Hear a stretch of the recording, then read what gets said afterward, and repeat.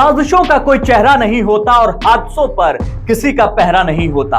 नमस्ते, मैं हूं दिग्विजय सिंह।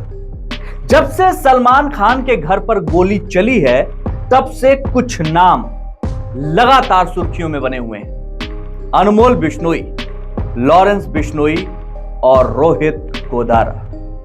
आखिर कौन है खूंखार गैंगस्टर रोहित गोदारा? क्योंकि अनमोल और लॉरेंस के बारे में आप जानते हैं। एक महीने से सलमान खान के घर के बाहर जो फायरिंग की प्लानिंग की जा रही थी, जो साजिश रची जा रही थी, जिसके लिए शूटर्स के सिलेक्शन का जिम्मा अनमोल बिश्नोई ने सौंपा था, वो किसको सौंपा था? रोहित गोदारा को। सलमान खान के घर पर फायरिंग की जिम्मेदारी लेने वाले रोहित गोदारा के बारे में आज बात करेंगे। उसके लंबे चौड़े क्रिमिनल बैकग्राउंड के बारे में बात करेंगे। बताया जा रहा है कि सलमान के घर पर फायरिंग की साजिश अमेरिका में रची गई थी। वर्चुअल नंबरों से शूटरों को आदेश दिया गया था। राजस्थान के कुख्यात गैंगस्टर रोहित गोदारा के इशारे पर शूटरों के लिए हथियार अरेंज कराए गए थे। सूत्रों की माने तो एक महीने से सलमान के घर के बाहर फायरिंग की जो प्लानिंग थी वो लगातार रोहित गोदारा के गाइडेंस में बनाई जा रही थी, जिसके लिए शूटर्स के सिलेक्शन का पूरा जिम्मा किसको था? रोहित गोदारा को। सबसे बड़ी वजह इसके पीछे क्या है पता है आपको? रोहित गोदारा के पास दर्जनों की तादाद में ऐसे प्रोफेशनल शूटर्स हैं जो कई राज्यों में फैले हुए हैं। बड़े आसानी से मिल जाएंगे आपको। एजेंसी के सूत्र बताते हैं कि इस वक्त लॉरेंस बिश्नोई गैंग में सबसे मजबूत नेटवर्क अगर किसी का है तो वो है अमेरिका में बैठा रोहित गोदारा। सलमान के घर में जो साजिश रची गई थी इसीलिए उसका अमेरिकी कनेक्शन निकल कर आया है। गोदारा ने हाल में ही राजस्थान में हाई प्रोफाइल राजू ठेठ हत्याकांड और फिर सुखदेव सिंह गोगामेड़ी हत्याकांड को अंजाम दिलवाया था। आपको याद होगा, बहुत हाई प्रोफाइल गोलीकांड था सुखदेव सिंह गोगामेड़ी का, और दोनों ही हाई प्रोफाइल किलिंग्स में शूटर्स रोहित गोदारा ने ही इंतजाम कराए थे। लॉरेंस बिश्नोई गैंग अपने गैंग के लिए ऑपरेशन जो भी करता है उसके हथियारों की खेप हर वक्त तैयार रखता है। कई राज्यों में उसके कई मददगारों के ठिकाने हैं जहां पर ये सारी व्यवस्थाएं हुई रहती हैं। जरूरत और वक्त के हिसाब से शूटर्स को हथियार तय जगह पर मिल जाते हैं। एजेंसी को इस बात का पूरा शक है कि दोनों शूटर्स जिन्होंने सलमान के यहाँ फायरिंग की थी, रोहित गोदारा ने अपने दूसरे सहयोगियों से उन्हें हथियारों की खेप मुहैया कराई और फिर शूटर्स ने फायरिंग को अंजाम दिया।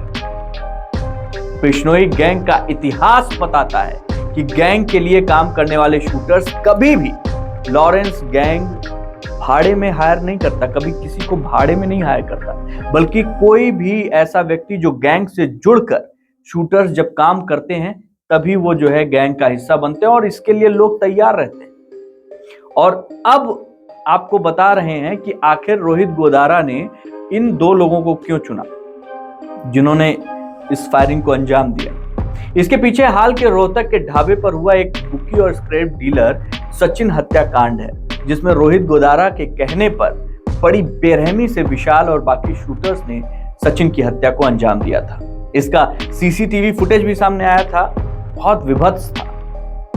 यही वजह थी कि सलमान के घर के बाहर फायरिंग के लिए भी इन्हें चुना गया और इसी वजह से इनको इस काम में लगाया गया।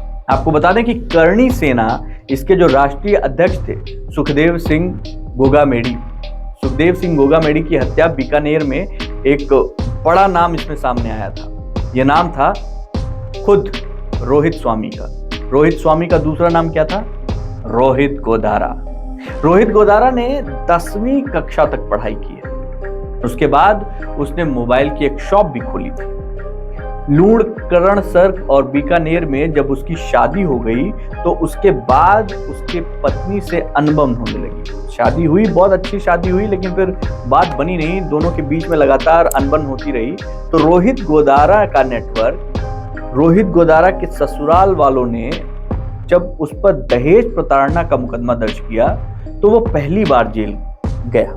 नेटवर्क कहां से बना वो मैं बता रहा हूं कि जब वो पहली बार जब जेल गया दहेज प्रताड़ना के चक्कर में, उसके बाद वो धीरे धीरे गुठली gang, Monu gang, Lawrence gang के संपर्क में आया। इस तरह जिंदगी में एक मोबाइल मैकेनिक का काम करने वाला रोहित गोदारा जेल जाने की वजह से गैंगस्टर बना। जेल में जाकर इन बड़े गैंगस्टर लोगों से उसका मेल मिलाप होने लगा। इसके बाद उसने अलग से अपनी एक गैंग बना ली और आज वो विदेशों में बैठकर बड़ी बड़ी साजिशें रचता है और अपने गुर्गों के जरिए उसे अंजाम तक पहुंचाता है।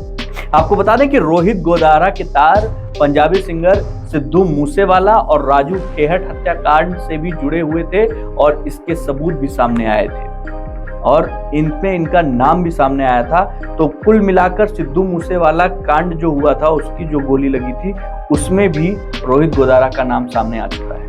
अब तक करीब 32 मुकदमे इस पर दर्ज हैं। बीकानेर के लूणकरणसर इलाके के कपूरी सर का ये रहने वाला है और गोदारा ने 19 साल की उम्र में अपराध की दुनिया में कदम रखा था। कैसे रखा था आपको मैंने बताया। बीकानेर का हार्डकोर अपराधी और हिस्ट्री शीटर रोहित गोदारा 2010 से लगातार पुलिस की नजरों में है और अब तक करीब 15 बार जेल जा चुका है।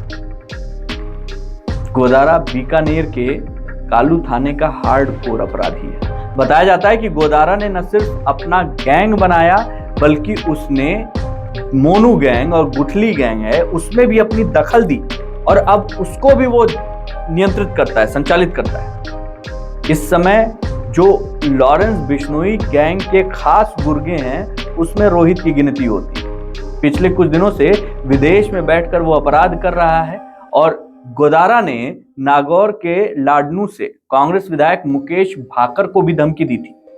जानकारी के मुताबिक भाकर से फिरौती मांगी गई और फिरौती नहीं देने पर उसे फोन पर जान से मारने की धमकी भी दी गई।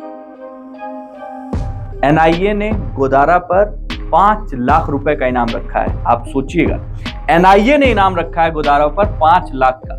पुलिस ने गोदारा के खिलाफ रेड कॉर्नर नोटिस भी जारी किया था और एनआईए उस पर 5 लाख का इनाम घोषित कर चुकी है।